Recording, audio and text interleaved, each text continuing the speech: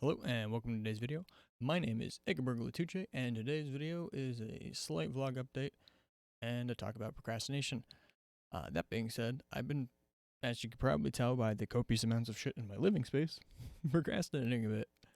And I don't necessarily mean that as a bad thing either. The point here is that procrastination isn't necessarily a problem unless it's causing undue stress, maladaptive issues like deleterious effects, or causing strain on your personal or professional relationships of some kind. At that point, sure, you can consider that to be an issue. However, generally speaking, procrastination is a solution. The key here being that it's not that the thing doesn't get done or that it causes as much of an issue as much as that you wait until the last minute to get it done.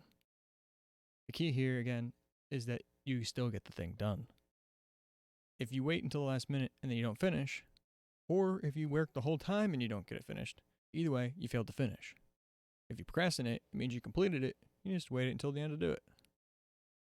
Not necessarily a bad thing. Say you have a 10-day window to complete a project, but it's only going to take you 2 days to do it.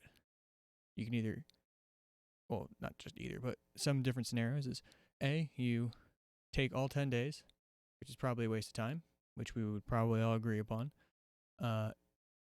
Next scenario, you do everything in the first 2 days, and then you have 8 days to fuck off, which some people prefer, but I think is also actually, in a way, lazier than the procrastination, because if you finish, it only took you 2 days to finish it, and then you had 8 more days to submit it.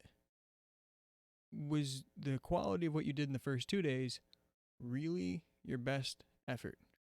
If you could spend 8 days having time to sit there and reflect on it, you're probably also wasting time and effort. That being said, that's where the flip side comes in. If you wait until the last minute to do it, you're probably going to be stressed to the point where you're not thinking clearly.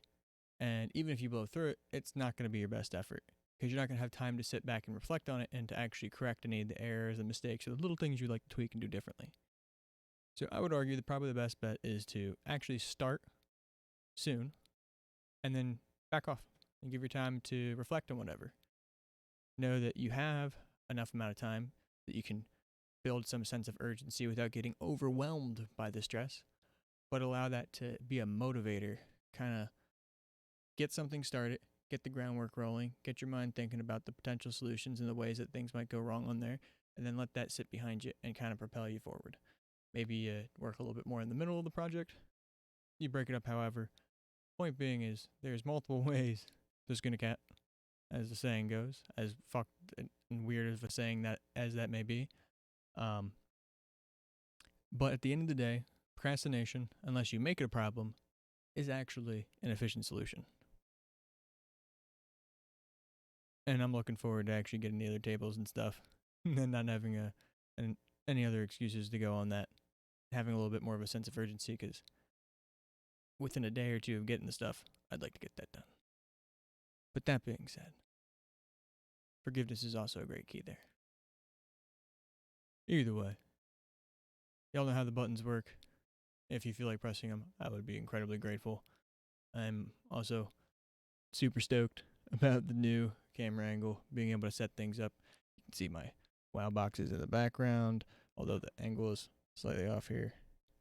You can see burnt dead dog and box, because that's a weird fucking cultural thing that we like to do as humans is, go, hey, I had a hard time dealing with the death of this thing. Let's just burn it and keep it on a shelf.